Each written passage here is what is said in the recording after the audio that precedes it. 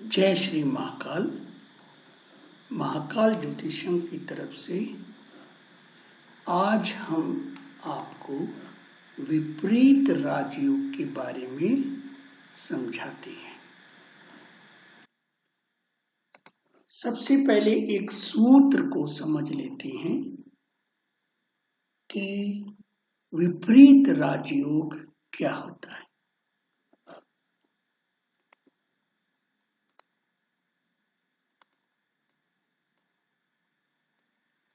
किसी जातक की जन्म पत्रिका में त्रिक भाव के स्वामी, त्रिक भाव किसे कहते हैं?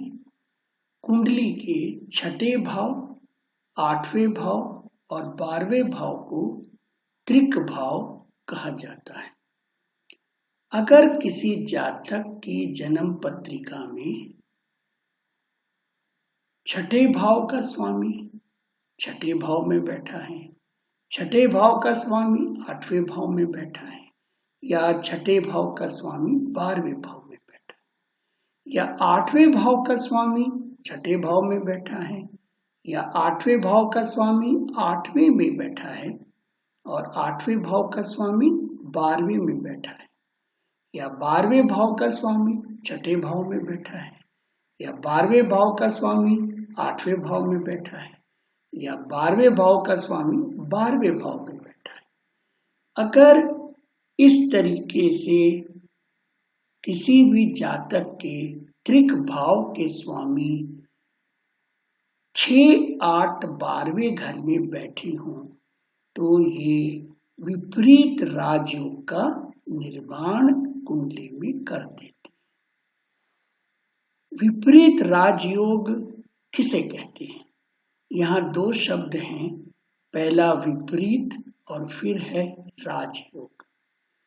इसका मतलब ये है कि जिस जातक के जन्म पत्रिका में विपरीत राजयोग है तो सबसे पहले उस जातक के जीवन में विपरीत परिस्थितियां निर्माण होंगी और उस विपरीत परिस्थितियों के द्वारा उसे राजयोग मिलेगा। इस तरीके की विशेषताओं को विपरीत राजयोग कहा जाता है। इसका पूर्ण फल तभी प्राप्त होता है जब लग्नेश कुंडली में बली अवस्था में होगा। अगर बली अवस्था में नहीं है तो जातक को पूर्ण फल के जगह कुछ कम फल जरूर प्राप्त होगा। तो ये सूत्र बांध लीजिए कि अगर किसी जातक की जन्म पत्रिका में इस तरीके का कैरेक्टरिस्टिक्स बनते हैं तो उसे जरूर कुछ ना कुछ विपरीत स्थिति पैदा करेंगे और उसमें से जातक को राजयोग मिल सकता है। अब हम कुछ परिस्थितियों के द्वारा विशेषताएं देखते हैं और फिर हम आगे इसको बढ़ाते हैं। तो सबसे पहले हम इसको समझना चाहेंगे कि अगर जन्म पत्रिका में यह योग होता है तो सबसे पहले हमने जैसे बताया कि उसे कठिनाइयों का सामना करना पड़ता है और ये कठिनाइयां उस जातक के लिए बहुत ज्यादा विपरीत स्थितियों में गुजरना पड़ता है। उसे कभी भी स्वप्न में, कभी भी जीवन काल में जो उसे कंफर्ट जोन में होते हैं उसे छोड़ के ही बाहर आना पड़ता है। इसे ही हम विपरीत स्थिति कहते हैं।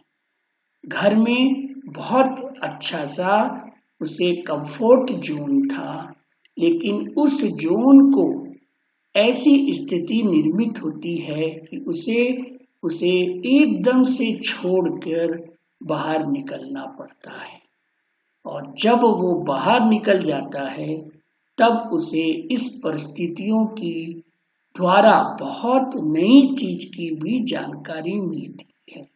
उस जानकारियों के द्वारा वो अपने जीवन काल को और बेहतर बना सकता है।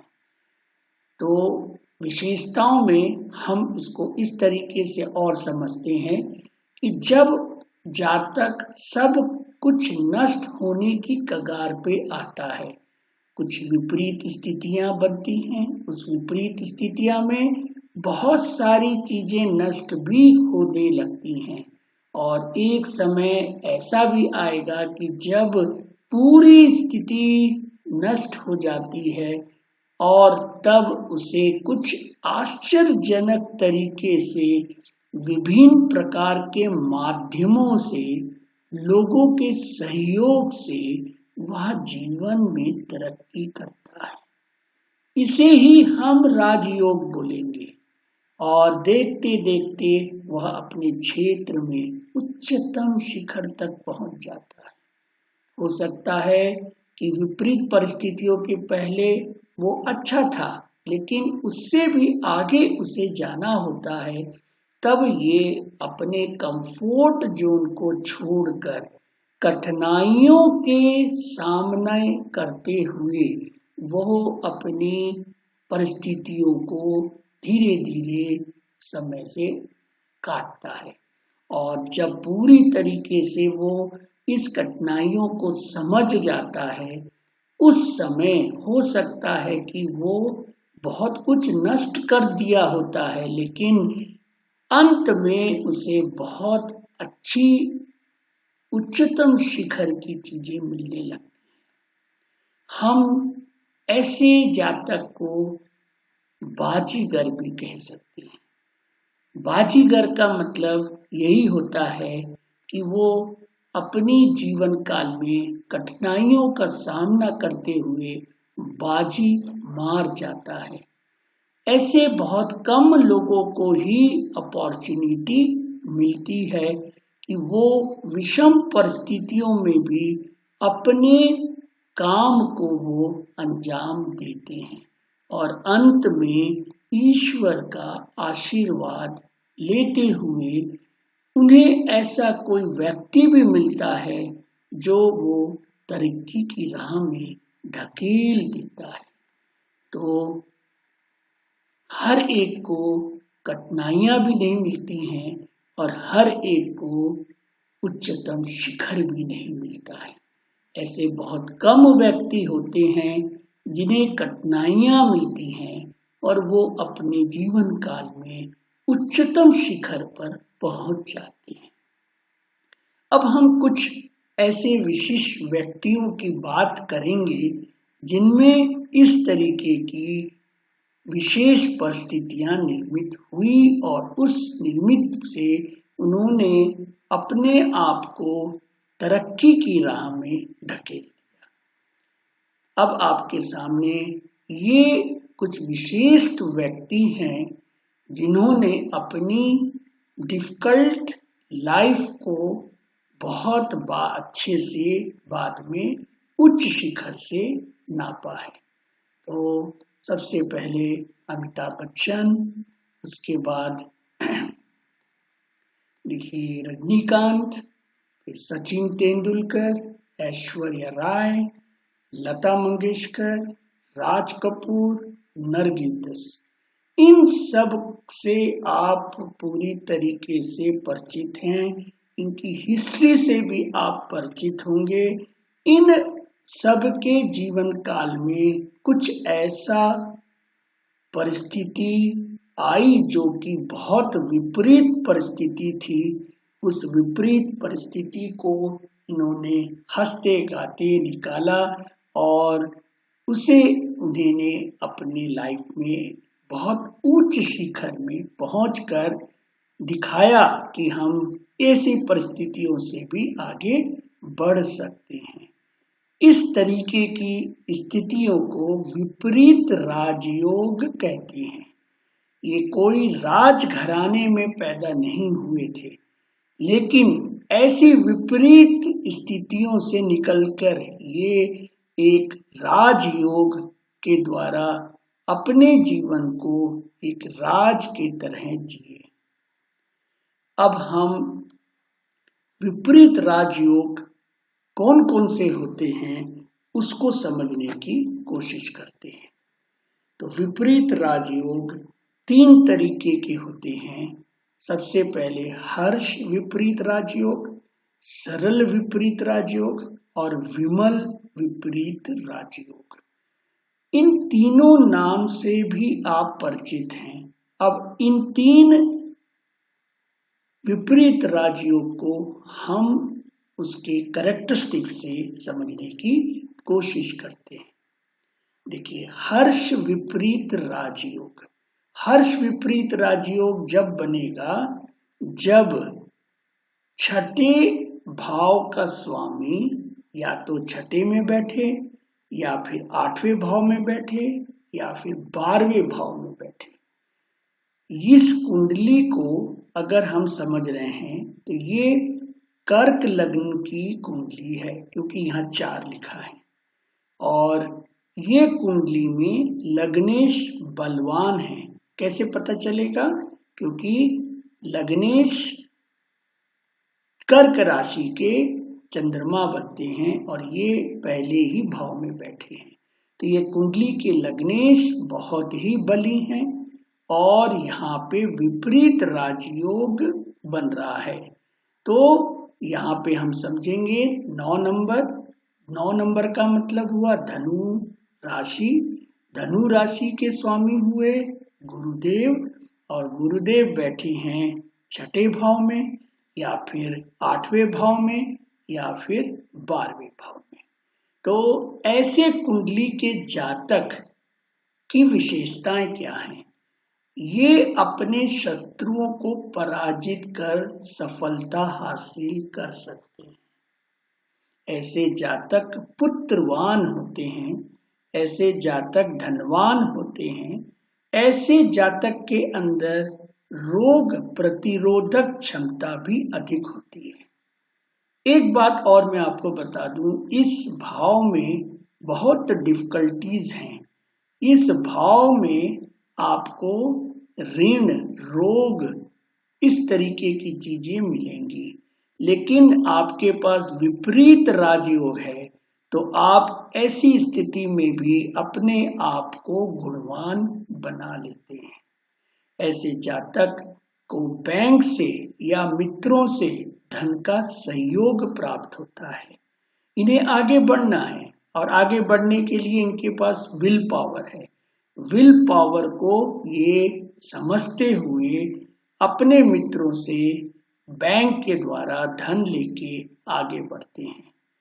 हो सकता है कि इन्हें कर्ज भी लेना पड़े और ये कर्ज को अच्छे से चुकाते हुए अपने मित्रों के द्वारा ये आगे बढ़ सकते हैं। तो ऐसे जातक हर्ष विपरीत राजयोग को अपना लेते हैं। विपरीत स्थिति में काम करते हुए अपने आप को एक नया चैलेंज देते हैं। ऐसे जातक की अपॉर्चुनिटी विपरीत राजयोग की तरफ बढ़ जाती है। अब हम देखते हैं सरल विपरीत राजयोग क्या होता है। सरल विपरीत राजयोग होता है जब 8वें भाव का स्वामी या तो छठे भाव में बैठे या 8वें भाव में बैठे या फिर 12वें भाव में बैठे। तो आप अपनी कुंडली को भी जल्दी निकाल के देखिए कि कहीं आपकी कुंडली में सरल विपरीत राजयोग तो नहीं बन रहा है।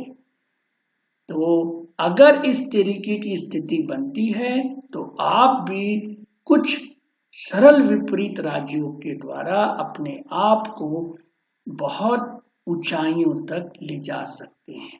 लेकिन सबसे पहले ये आपको समझना होगा कि आपको अपॉर्चुनिटी मिलती है तो उसे लेना भी पड़ेगा और ये विपरीत स्थिति की अपॉर्चुनिटी होती है।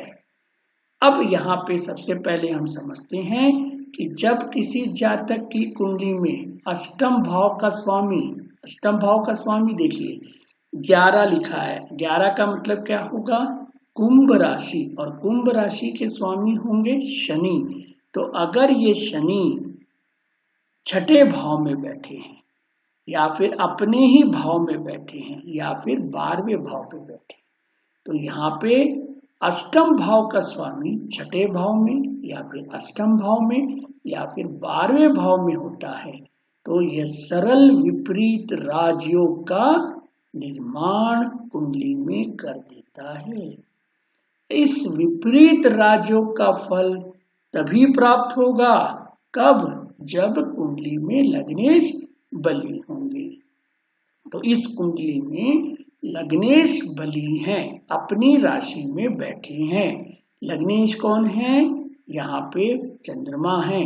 चंद्रमा किसके स्वामी हैं? कर्क राशि के स्वामी हैं। तो जब स्वामी अपने ही घर में बैठे हों तो ये बली हो जाते हैं। और सरल विपरीत राजयोग के व्यक्ति की कैरेक्टरिस्टिक्स क्या होगा, आइए अब उसको समझते हैं। जिस भी जातक की कुंडली में ये सरल विपरीत राजयोग है, ऐसे जातक अपने कार्य को कभी भी अधूरा नहीं छोड़ते हैं। बड़े बड़े लोगों की संगति उन्हें प्राप्त होती रहती है। उन्हें अचानक आकस्मिक धन भी मिल सकता है। जैसे अगर वो लॉटरी रिस्क लेंगे तो उन्हें आकस्मिक धन मिल सकता है, आकस्मिक सट्टा लगा सकते हैं, हो सकता है उन्हें कोई बड़ा धन मिल जाए, किसी कार्य में अचानक उन्हें लाभ हो सकता है। ऐसे व्यक्ति, ऐसे जातक इन सब का सहयोग के द्वारा वो अपने को राजयोग में बदल लेते हैं। भाई रिस्क लेने के बाद ही ये सब होगा। अगर हम रिस्क लेंगे नहीं तो हम आगे नहीं बढ़ पाएंगे। ऐसे जातक बुद्धिमान भी होते हैं, रिस्क लेते हैं, बुद्धिमानिता लगाते हैं और अपने कार्य को वो कुछ ऐसे रहस्यों के द्वारा आगे बढ़ाने में सहायता करते हैं।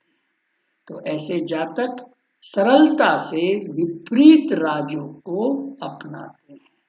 अब हम देखेंगे आखिरी विपरीत राजयोग, जिसको हम बोलते हैं विमल विपरीत राजयोग। विमल विपरीत राजयोग कैसा बनेगा? जब 12वें घर का स्वामी या तो छठे घर में बैठे या 8वें घर में या 12वें घर में। देखिए यहाँ पे 12वां घर इसको कहेंगे। इस 12वें घर का स्वामी कौन बना? बुध। ये राशि कौन सी है? मिथुन राशि है।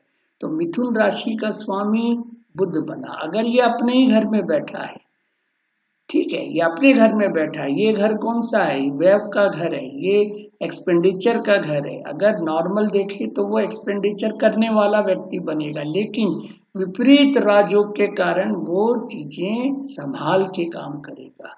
या फिर ये स्वामी आपके 8वें भाव में बैठेंगे या फिर ये बुध आपके 6th भाव में बैठेंगे। तो इनको हम बोलेंगे विपरीत राजयोग। और इस तरीके के लग्नेश को बली होना जरूरी है, जैसे कि पिछले 2 में थे। तो यहाँ पर भी आपका लग्न बली है। अब हम देखते हैं कि ऐसे जातक का कैरेक्टरिस्टिक्स क्या बनेगा। ऐसे विपल विपरीत राजयोग के जातक स्वतंत्र विचारधारा वाले व्यक्ति होते हैं। ऐसे व्यक्ति बहुत बचत करते हैं। ऐसे जातक घर से दूर जाकर सफलता हासिल कर सकते हैं। ये हाउस फॉरेन हाउस को भी रिप्रेजेंट करता है। तो ऐसे जातक घर से दूर जाएंगे और अपने को राजयोग में बदल लेंगे। ऐसे कुछ वो परिस्थितियां निर्मित होंगी कि वो जाएंगे और चीजों को वहां से हासिल करके अपने जीवन को राजयोग में बदल देंगे। ऐसे जातक लोन भी लेके, कर्ज भी लेकर आगे बढ़ सकते हैं। क्यों? क्योंकि यहाँ से ये एक्चुअल में 7वां भाव, 7वीं दृष्टि पड़ेगी तो ये लोन के भाव में भी आ सकते हैं। तो ऐसे जातक लोन कर्ज लेकर भी आगे बढ़ सकते हैं। तो हमने 3 विपरीत राजयोग देखे। पहला हर्ष था, पहले हमने हर्ष देखा, दूसरा हमने सरल देखा और तीसरा हमने विमल देखा। अब एक कुंडली के द्वारा हम समझेंगे कि जातक में कौन से टाइप का विपरीत राजयोग है। तो यहाँ पे ध्यान से देखिए कि एक आपको कुंडली दिखा रहे हैं। इस कुंडली में लग्न है सिंह लग्न और ये जातक का हम देखते हैं कौन सा विपरीत राजयोग बन रहा है। तो यहाँ पे छठा भाव इसको कहेंगे, 8वें भाव को ये कहेंगे जहाँ 12 लिखा है और यहाँ पे 12वां भाव 4 लिखा है। तो 10वां भाव का राशि कौन सी हो गई? मकर राशि हो गई। तो मकर राशि के स्वामी शनि हो गए और शनि कहाँ पर बैठे हैं? शनि बैठे हैं 8वें भाव में। ठीक है, तो ये कौन सा विपरीत राजयोग बना? पहला बना कि दूसरा कि तीसरा? तो ये पहला राजयोग बना, ये जो हर्ष विपरीत राजयोग बना। तो ये जातक का हर्ष विपरीत राजयोग होने के कारण इस जातक को समय समय में विपरीत स्थितियों से गुजरना पड़ता है। जब भी शनि की महादशा, जब भी शनि की अंतर्दशा आएगी, तो प्रत्यंदशा जब आएगी, जब भी शनि की कोई दशा चलेगी, उस समय इस जातक को कंफर्ट जोन से बाहर निकलना पड़ता है और उस कंफर्ट जोन के बाद जो भी वो विपरीत स्थिति बनती है उसमें वो ढल के नई चीज सीखता है और उसे वो अपनाता है और अपने जीवन काल को और राजयोग में बदल देता है। तो आप भी देखिए आपकी कुंडली में इस तरीके का कोई राजयोग है कि नहीं है। यहाँ पे लग्नेश भी आपका बली है जो कि यहाँ पर 10वें भाव में बैठा है। तो इस तरीके से हम किसी भी कुंडली का विपरीत राजयोग के बारे में एनालिसिस कर सकते हैं। अगर आपको भी अपनी कुंडली का एनालिसिस करवाना है तो आप जल्दी से date of birth, place of birth, time of birth इस लिखे हुए लिंक पर या वेबसाइट पर व्हाट्सएप पर शेयर करें। धन्यवाद। श्री जय श्री महाकाल।